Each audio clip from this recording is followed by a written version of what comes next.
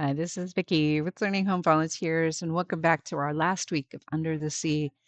We hope your fish environments turned out well and that your shark has eaten its fill of tokens. This week, we have a number of fun activities, a little bit different than last week, so let's get started.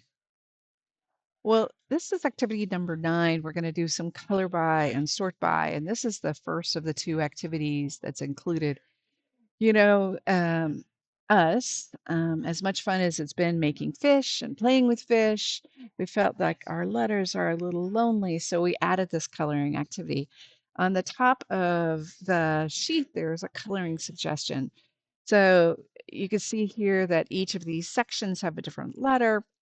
And so we're supposed to color all of those that are lettered A with the color blue. So this one would get blue, and I think that's all. And then all these B ones would get yellow, and so forth and so on. It's going to be fun, right? Well, our next piece of this is a sort by activity, and this is what the second sheet looks like. The first step is actually to cut all of them out around the line. Yes, more cutting, yay.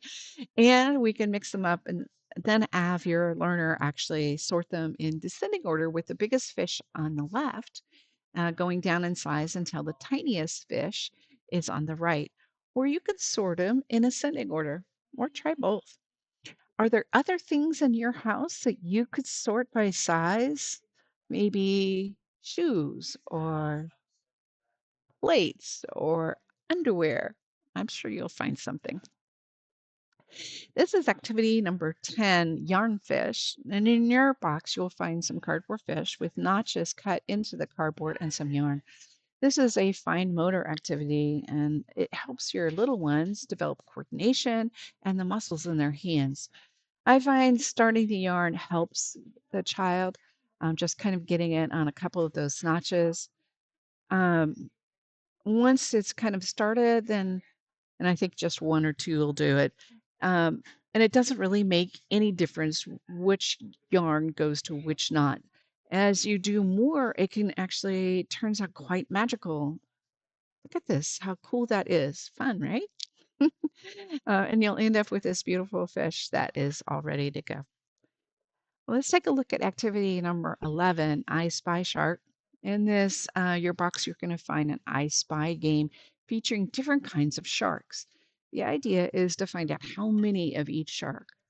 I like to have the little one look for the first one. So, say, for example, we're looking for hammerhead sharks. And then for each one that they find, we'll mark it with a different color X. So let's pretend we're counting hammerhead sharks. I would use a red marker to mark each of the hammerheads with X. So I would then count the red X's and put it next to the hammer things and write the number there. There are actually a lot of skills in this game. Well, first of all, we have to find all the pictures that are the same, which is a visual discrimination thing. Then we actually have to make an X. Ooh, that's two big lines that have to look the same. And then we have to count. And then we have to write the right member. Honestly, I'm just tired thinking about all the work that your child is going to do, but it should be really fun. This is our last activity for this learning session. This is activity number 12, and we're going to make a wind shark, a windsock. A windsock actually can be hung outside, and when the wind kicks up, it'll float and actually look like the ones that are on the right. In Japan, they have these fish that are along a pole that are actually made out of fabric. And when the wind comes, it looks like all the fish are swimming together. How cool is that? Well, in your box, you're going to find, or the bag for this, you'll find obviously the stickers and sequins that you can use for scales, the streamers, which will come out the end of the thing.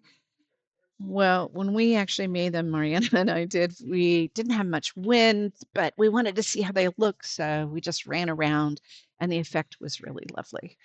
We hope that you and your family are enjoying exploring the ocean. You know, we live so close to the ocean. It seems like such a delight to bring a little bit of that in your home.